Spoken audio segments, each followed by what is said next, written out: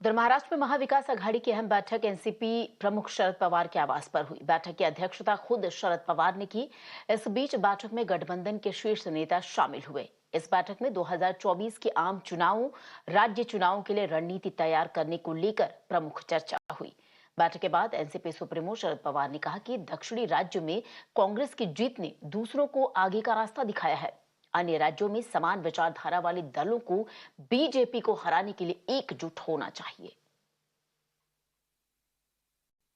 और कर्नाटक से एक संदेश दिया है, सभी अपोजिशन पार्टी को एक रास्ता दिखाया है।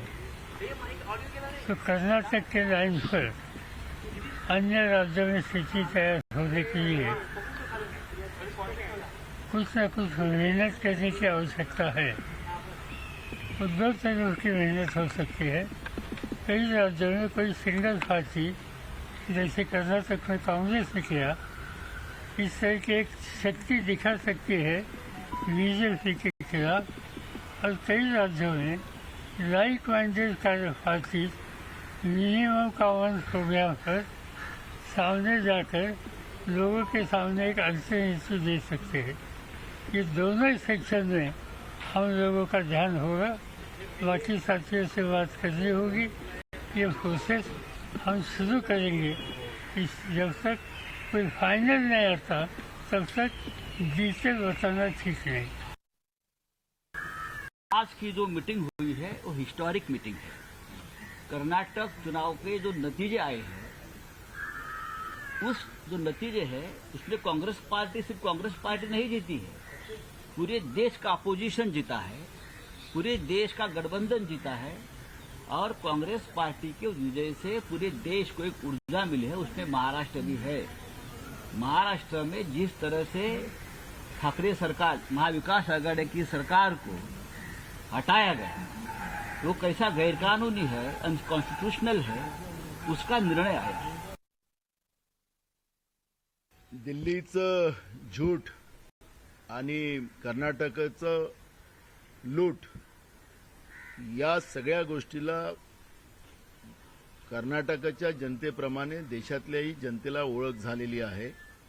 कर्नाटकमध्ये जो विजय झालेला आहे त्या विजयाचं आपण चित्र पाहिलं तर त्या कर्नाटकच्या जनतेमध्ये जो राग बीजेपीच्या विरोधातला होता, नरेंद्र मोदी आणि अमित शहाच्या विरोधात होता, तो त्या ठिकाणी स्पष्ट झालेला आहे।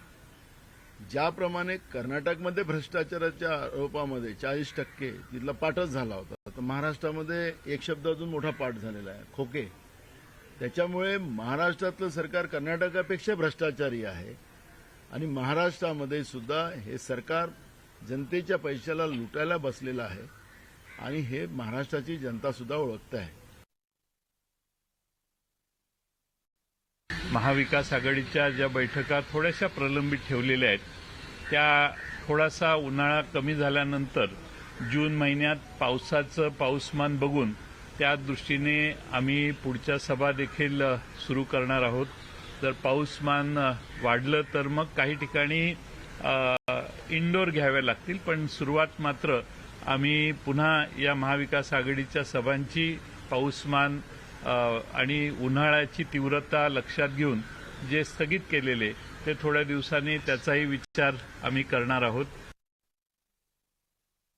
There was a clear, loud and clear message when we have seen how the three top leaders of Mahavikas Aghadi who were addressing the press conference. In fact, the top leadership also met inside. In fact, Uddhav Thackeray, Ajit Pawar, Sharad Pawar, Nana Patole, Ashok Chavan, and they held a meeting, and it was definitely, as pointed out by Sanjay Raut, it was a historical meeting, and the election result of Karnataka was not a victory of Congress alone, it was a victory of entire opposition, is what Sanjay Raut has said.